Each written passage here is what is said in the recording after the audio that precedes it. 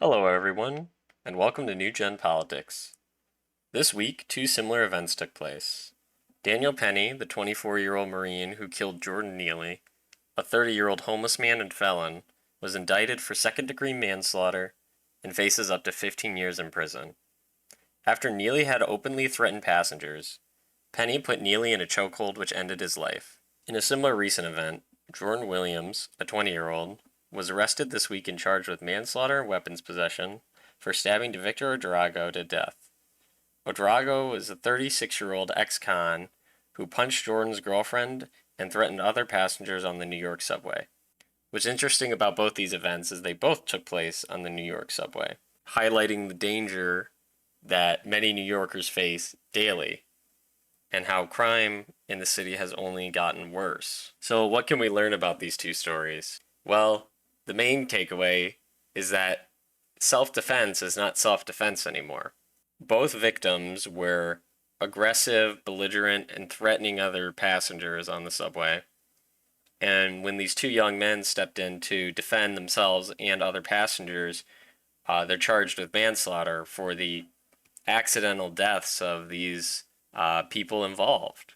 And it's really sad that they had to die, but the fact that they're openly threatening people, they're criminals with long arrest records.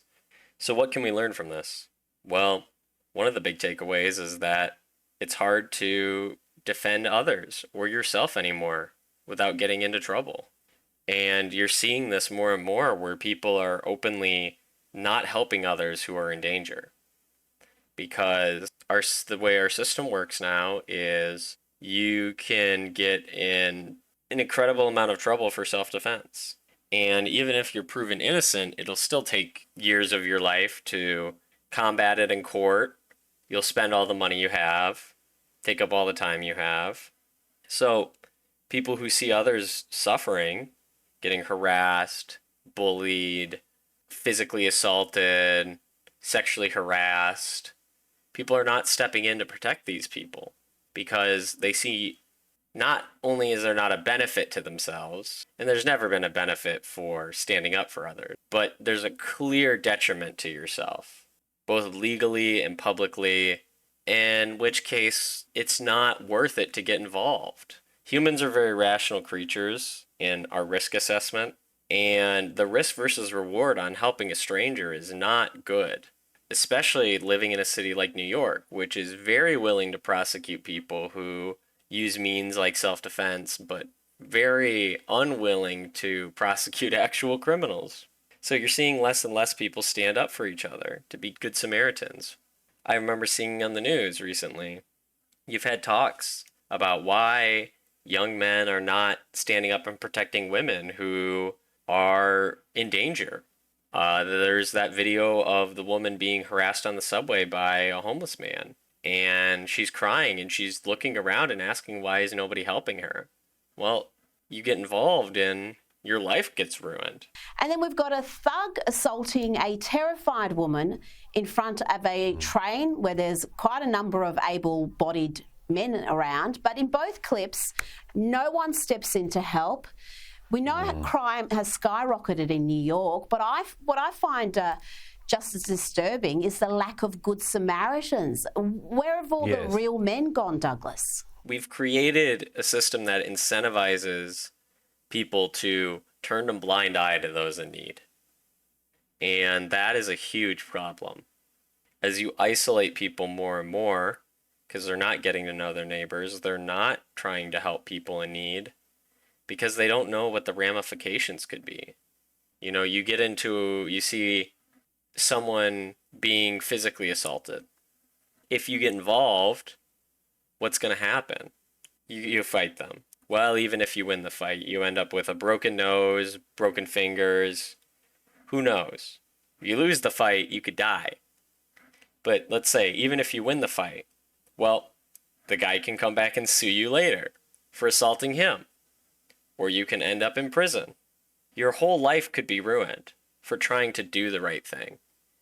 And that's what this country has become, is anybody who tries to do the right thing gets taken down.